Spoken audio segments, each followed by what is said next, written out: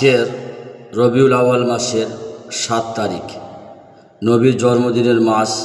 আমরা প্রত্যেকেই জানি আমরা নবীর ভালোবাসি, তাই না?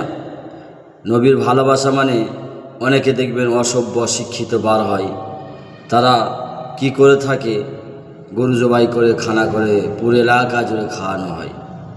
এটা নবীর ভালোবাসা? নবীর ভালোবাসা মানে মিসওয়াক করতে হবে, নবীর ভালোবাসা মানে পাঞ্জাবি পরতে হবে, নবীর ভালোবাসা মানে মাথায় টুপি দিতে হবে, নবীর ভালোবাসা মানে দাড়ি রাখতে হবে, নবীর ভালোবাসা মানে মসজিদে ওঠার সময় ডান পা দিতে হবে, নবীর ভালোবাসা মানে বাথরুমে প্রবেশ করার সময় বাম পা দিতে হবে, নবীর ভালোবাসা মানে ডান কাত হয়ে শুতে হবে। এটা নবীর ভালোবাসা। নবীর ভালোবাসা মানে ওয়াতিউল্লাহ ওয়াতিউর রসুল, হুকুম আমার মেনে নেবে, তরিকা আমার নবীর মেনে নেবে। শুধু তাই নয়, ওমা আতাকুমুর রসুল ফাখুজুহু ওমা নাহাকুম আনহু ফান্তাহু।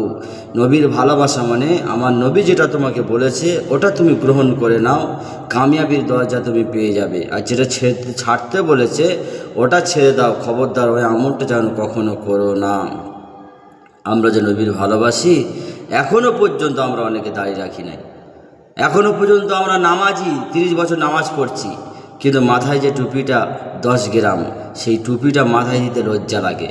নামাজ পড়ি আর পকেটে যখন মসজিদ থেকে বের হয়, নামাজের সেই টুপিটা সঙ্গে সঙ্গে খুলে মাথায় দিয়ে দিয়ে আমার পকেটের ভিতরে ঢুকায় আনি, খারাপ লাগে।